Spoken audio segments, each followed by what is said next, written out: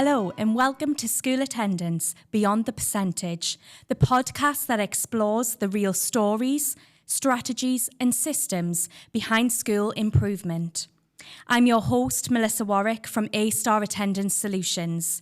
Today's episode dives into what happens when schools go deeper than just chasing numbers.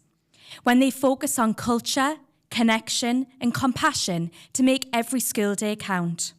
I'm joined by someone doing just that, Mark Cowan, Associate Assistant Headteacher at Egglescliffe School in Stockton-on-Tees. Egglescliffe is a high-performing secondary school with a strong tradition of academic excellence. But what really stands out is their commitment to supporting every student to attend, engage and thrive. In this conversation, we'll be unpacking the challenge of missed learning, exclusions and internal truancy, and how Mark and his team are building whole school and personalised strategies that go far beyond the register. So whether you're a school leader, a pastoral lead, or just passionate about attendance and inclusion, this is a conversation full of insight and practical ideas that you won't want to miss. Mark, before we dive into the strategies and the innovations happening at Egglescliffe, let's take a moment to reflect on the wider picture. So the Department of Education has highlighted rising levels of persistent absenteeism and exclusions, with certain groups disproportionately affected. From your perspective, Mark, as a school leader, what are the biggest factors driving that missed learning, and how do you see it playing out in the day-to-day reality of your school? Well, first of all, thanks for inviting me in. It's a pleasure to be here. There's a whole range of, I think, multifaceted reasons why a number of children are not coming into school. And of course, it is personal to context as well. I'm very conscious that as I'm talking about some of the things we do as a school, it isn't always necessarily totally applicable to every context. Yes. But hopefully there might be sort of bits and pieces of things that I talk about this morning, which, hopefully people can look at and think, well, do you know what, that's something that we could potentially explore. I don't always like to hark back to the pandemic because I know that we're a number of years on from that, but I don't think there's any doubt that hastened some of the trends that we were already seeing in terms of anxiety about the school environment, potentially issues related to access to the curriculum. Mm-hmm. Also that transition possibly from small primary school environments and settings, which there's a huge focus on nurture, yes, to a much bigger setting. I think that there's also, as you've already touched upon there, some challenges related to certain groups, whether that is students who have got specific special educational needs, also some who potentially have faced the challenges and difficulties of poverty potentially. Mm-hmm. And we'll touch upon that a little bit later on as well, yes, I think, in terms of some of the things that we've looked to try and do. So in some ways, what I'm saying there's nothing new in that. I think that probably is experienced by most people within schools in terms of their experiences. How we address that, how we challenge that is complex, isn't it? And it's not an issue that's going away. I think that the Department for Education are very clear on this. They're putting a big emphasis and focus on this as to how we really engage young people, because there's various strands to this. It's not just about education within the classroom. It's about educating young people on safety and well-being.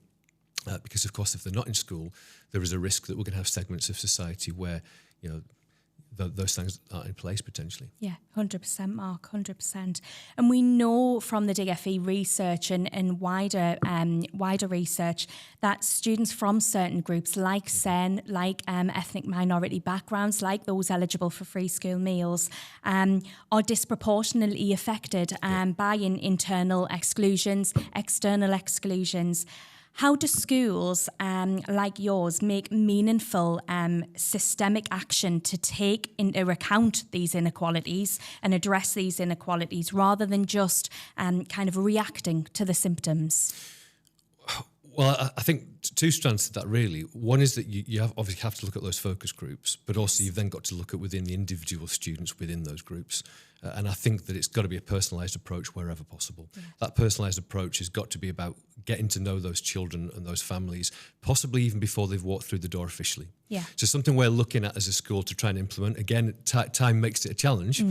But, when we're looking at students who maybe have got vulnerabilities about coming into the school environment for September, as they're going from year 6 into year 7, How can we actually engage with them prior to them actually coming in? And actually no mention of the word attendance. So attendance might be a concern, and we know it's a concern, but actually for those conversations to be purely about building relationships, finding out about what those young people are interested in, what their passions and potential pursuits outside of school are. Yeah. Because I think that if we can get them involved in some of the wider curriculum and the richness of what the school is able to offer, then they're more likely to feel a sense of belonging and a collective belonging. And I think that's probably more important than ever actually within schools. There's a number of things in terms of fragmentation across society, which is concerns to everybody. Local football clubs, sports clubs, drama clubs, music clubs, I could keep going, are all really key components in engaging young people and building those skills of resilience and confidence. Yeah. But equally, I think the wider curriculum within school also affords that. Yeah, 100%. So to give a couple of examples, as a school, we've got actually somebody coming in next week to do talks to students who participated in the Invictus Games. Wow, so again, in terms of inclusivity, showing what is possible and to actually really offer role modelling and sort of aspiration. Yeah. But equally, talking to young people about what we think is actually important. I think the danger is that we can talk about outcomes, we can keep talking about exam results, but actually we're talking about kindness. Yeah. Are we actually having initiatives such as Kindness Collective, which we've had across the school, where we're really looking to celebrate that and reward what we're seeing in terms of the types of attributes that would make an inclusive environment across school. And sometimes it is just going back to those basics, isn't it? And making sure those basics are right before we can then build on those as well, Mark. Yeah, and I often think that there's a number of young people who are struggling to come to school because they're putting such levels of pressure on themselves in terms of academic performance. Yeah. But if we actually strip it back to basics, I think one of the difficulties for a lot of those young people is they're having to project their thoughts so far forward when they're told in 18 months' time you're sitting exams, in 3 years this is going to be you in the main hall sitting exams, that it feels something that they want to achieve, but it feels so far in the distance that actually focusing on the day-to-day of can you get into school all day today? Yeah. Have you managed to get into all of your lessons and really celebrating those achievements? And I think it is also about trying to make sure that any targets we're setting for young people are meaningful but also achievable. Yeah. Because with really vulnerable students, if we're not careful and we're setting too big a stretch goals, then actually it can embed that feeling of failure. Absolutely. So, for instance, historically, I've worked with students where actually coming in after school for 10 minutes every day for a week has been the segue towards then coming in for registration. Yes. And then the following week for then being able to try and come in at social times. Yeah. Some of it might even be building that rapport with young people and their friends. When they've been out of school, they might not have seen friends for a number of weeks. But actually that sense of belonging, of actually getting their friends maybe within a registration period to actually sit with a young person who's coming in for the first time in a number of weeks, so that then actually they feel, but you know what, I'm part of this community. Yes, 100%. Let's move to a whole school approach, because the working together to improve school attendance guidance is very, very clear that improving attendance is everybody's responsibility. A consistent school-wide culture of belonging and presence doesn't just happen. It can't be led by one person and delivered by one person or one policy. It has to be embedded across the year, across every team within school and across every layer of school life. With this in mind, I'm aware that you've implemented a whole school attendance calendar of events. Yeah. I'm wondering if you could walk us through what that means, what that looks like, and how you ensure that it remains more than just a tick box initiative. And I think the last point there is the most crucial part, isn't it? Because we can all produce documents. And we can think, great, we've produced a document there, we've got an attendance calendar, but I think it needs to be a working document, which not only is it a calendar, but it also needs to be calendared to look at on a regular basis as to what's working and what's not working. Yeah. And the idea of that is to demonstrate as well where responsibilities lie across all of the whole school structure, whether that's with senior leaders, whether it's amongst pastoral staff, whether it's with classroom teachers and form tutors. Yeah. And for everybody to understand where their role can be in terms of supporting attendance. And I think it's important to stress as well that, for instance, if you're a form tutor, you've got 101 different responsibilities on a morning, in relation to a potential fallout that's happened between two children, actually delivering aspects of the citizenship programme, as well as things such as attendance. So I think that setting meaningful expectations of tutors is important as well. Yeah. The most complex cases, it's probably not appropriate for tutors to be dealing with those. Because in all likelihood, there's already outside agencies involved, that the senior staff involved within this in terms of a multi-agency approach. But certainly, and I know this has been something that the Department for Education have really pushed out there, and I welcome this, I think this is great. They've really encouraged schools to consider how many students you've got sitting between 90 and 95%, because what's demonstrated is they are probably the ones that with some cajoling, with some support, with some short-term planning and target setting, we can move them upwards of 95%. Yeah. And the evidence is tangible from the DFE, and that is that even from an outcomes perspective, students who sit between 95 and 100% are twice as likely to get a 5 in GCSE English and Maths than students who sit between 90 and 95. And I guess it's also about trying to change the language as well as to how we communicate this to children, but also parents and carers. Yeah. Because of course in a geography test, which is my subject, somebody gets 92%, I'm over the moon. Yeah, yeah. But of course in attendance terms, when we're talking 90%, it can be very easy to be duped into thinking that that's acceptable. But talking about hours of missed learning, I think is the language that we're trying to get into within schools. Yeah. When you say to somebody that they've missed 80 lessons in a year, it's that sit back and take a deep breath moment. And I think that within that layer of the attendance calendar, there are a number of things that tutors can be promoting and also the positivity. Yeah. So we do that on a whole school basis and a year group basis as well in terms of positivity and rewards. Yeah. But I also think that it helps to build a sense of community within a tutor group. I occasionally think that if you do, for instance, an attendance raffle for the whole school, it's easy to think, well, that person's won it, but I've never seen them before. I don't know who they are. But within your own form class, I think there's the potential to really, to develop that and improve it. Yeah. So that's, I guess, one layer of it in terms of what the tutors will be doing, but equally in terms of what senior staff can be doing, initiatives that you keep fresh. Yeah. So a few months back, we looked at the fact that the half term, and by the way, I'm not complaining about the length of the half term, it was 19 days between Easter and the May half term. Yeah. And you look and you think, goodness me, 19 school days, that's all it is. So again, using the language that students might use. So they talk about streaks on social media. Yeah. We could pretend that social media doesn't exist. It's here to stay. But if we're talking about streaks, well, we ran something which was a streak of 19. Can you get a streak of 19 days in school in a row? Because that is more achievable for people. Yes. But if you're saying aim for 100% attendance this year, I also have got reservations there that as soon as one person's off, that's them out. Yeah, yeah. That's them automatically switched off from those types of sort of messages and initiatives. Yeah. So little things like that, but equally, can we tie it into whole school events? Can we tie it into cultural events as well? Can it be related to, we had a 12 Days to Christmas countdown a couple of years back where it was about each day doing raffles for various Christmas prizes, which businesses within our local community were very, very generous and provided us with donations that we could use for that. I guess it's just about using that language consistently, isn't it, as well? It's about that out-the-box thinking as well, isn't it? And I think making sure that certainly what you're doing is inclusive, and it's not segregating those that can't achieve 100%, because we know that's not achievable for some students as well. Yeah, and I think we can get a little bit preoccupied if we're not careful as well about tangible materialistic rewards. Yeah.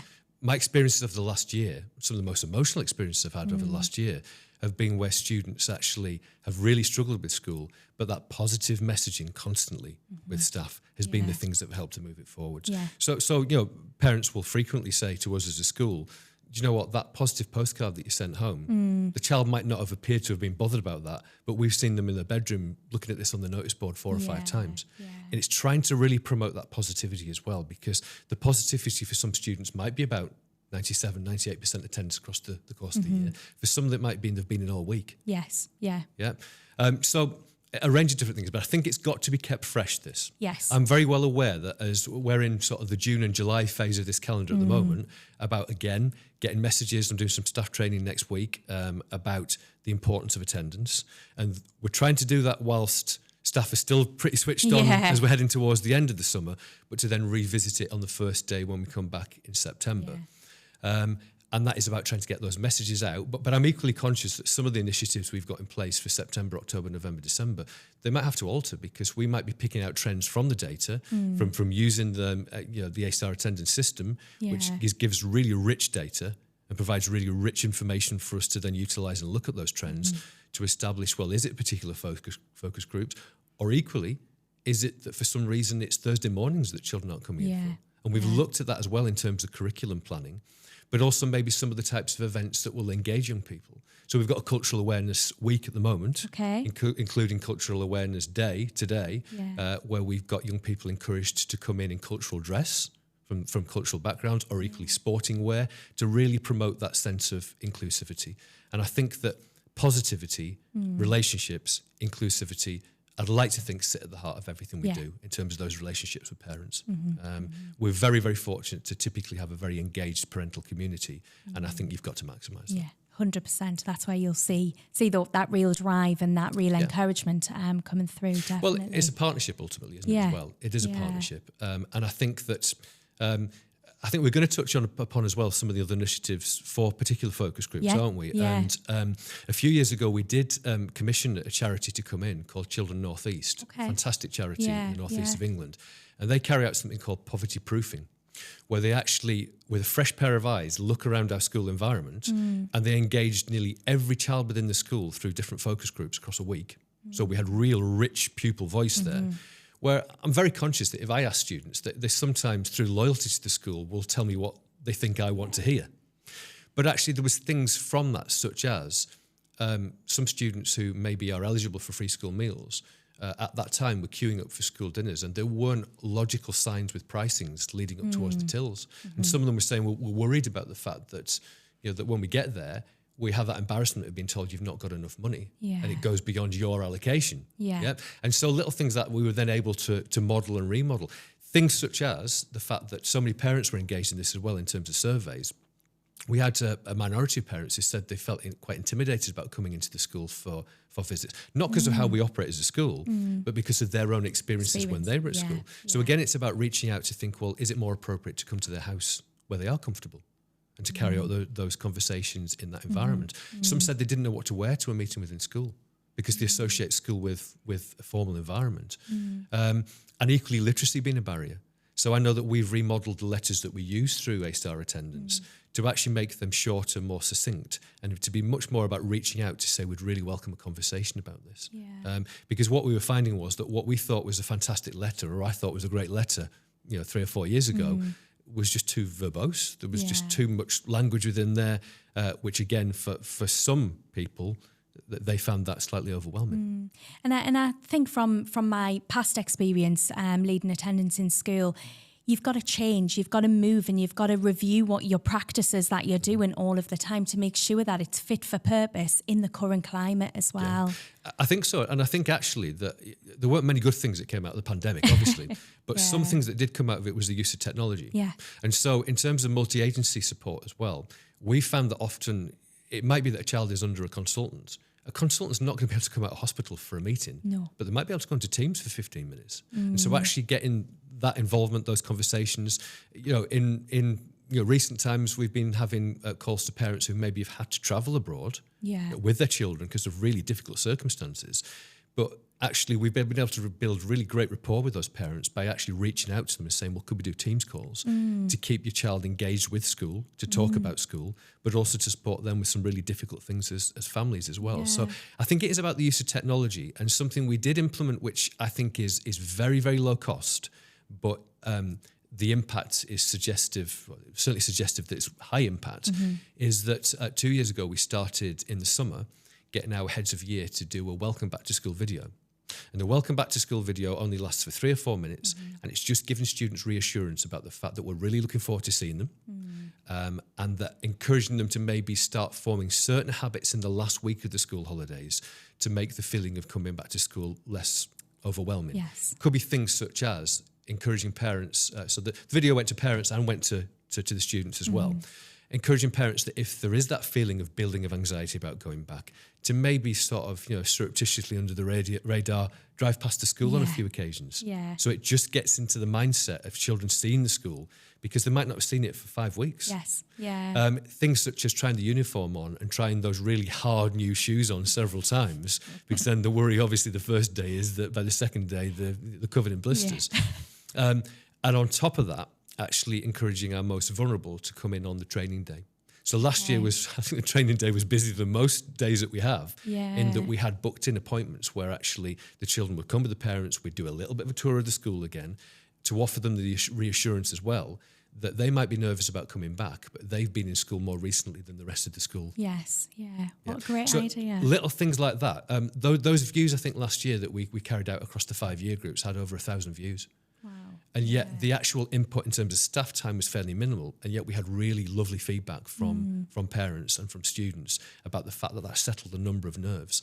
And I think that ties into again, the Department for Education have published some compelling research which suggests that if children are off in the first week of term, the chances of them becoming persistently absent across the course of the year are increased several-fold. I can't remember the specific figure, but by several times.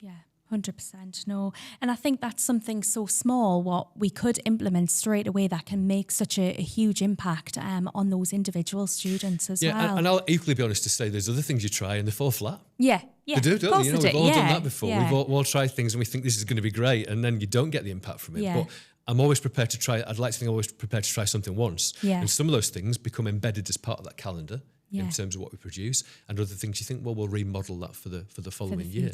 Yeah, absolutely. Social media as well. I mean, social media in terms of getting messages out there, I think is really important, and something we want to try and introduce a lot more of next year. We do so much as a school in terms of that wider curriculum offer. It's about really advertising that to children and parents on social media as well, so they can see what's coming up. It's great to be in school so you don't have that fear of missing out from the following things that potentially you could be involved with. Definitely. So we know, obviously, we're trying to get students into school. We know that behind every absence, there's a story. Yes. And that no one-size-fits-all approach works for every student.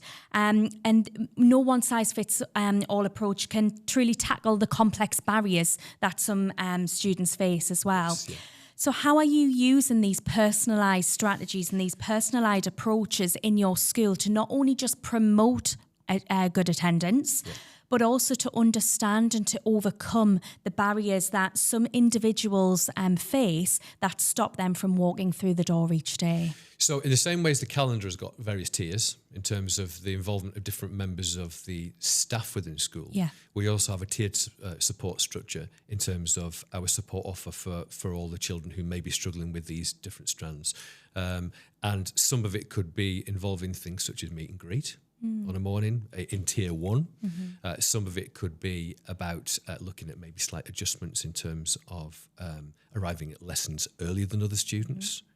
Avoiding the busy corridors. So tier 1 might involve some of those smaller micro strategies, I would say. But then obviously if those things are not working, then we looked at a tiered structure where students and each of these students are reviewed on a regular basis by our whole pastoral team in terms of whether we think actually we need to actually move the level of support into a higher tier. So that's a big focus. Something else I'll sort of make reference to, I mean, you might be able to see these cards here as well. We do also use these attendance cards as well to try and establish with young people what the potential barriers are. Okay. And for some students, they can't tell you what the barrier is necessarily, either because they know but they can't verbalise it, or they're just not really sure.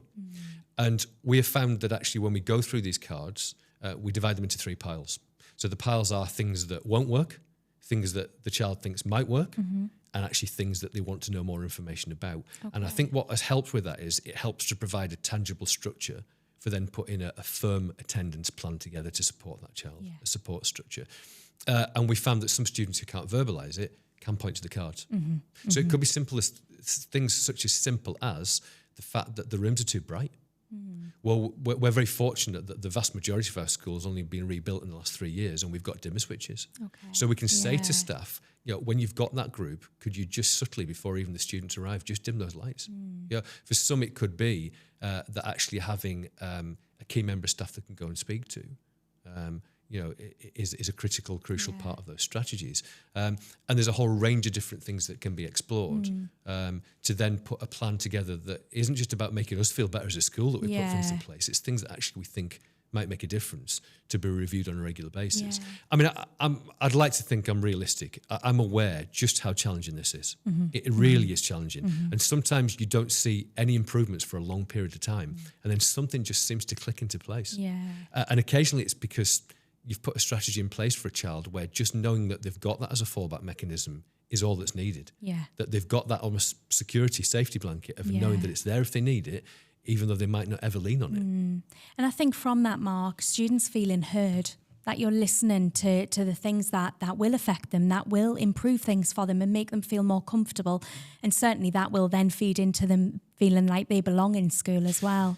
Yeah, and I think as well, I've got to be clear, schools can't just work as silos. We need to involve wider agencies where we're not experts on everything. Yeah, yeah. You know, and we make that clear to parents as well, that we are sort of skilled in a range of areas, but we haven't necessarily got all the skills required for the most complex cases. So trying to engage and involve early help, trying to involve wider partners as frequently as possible is obviously crucial as well. Yeah, 100%.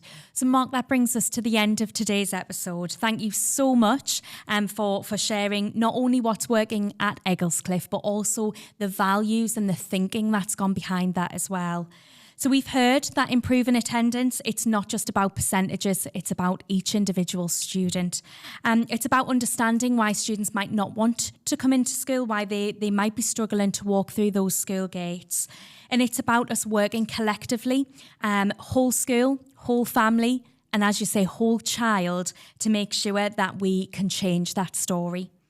So listeners, if you've been inspired by anything in today's episode, don't forget to subscribe, leave us a review and share this conversation with your network. You can find more about A-Star attendance, our system and our CPD and training opportunities by visiting us on our website at astarattendance.com or by following us on social media. I'm Melissa Warwick and this has been School Attendance Beyond the Percentage. Until next time, stay curious, stay compassionate and keep going beyond the percentage.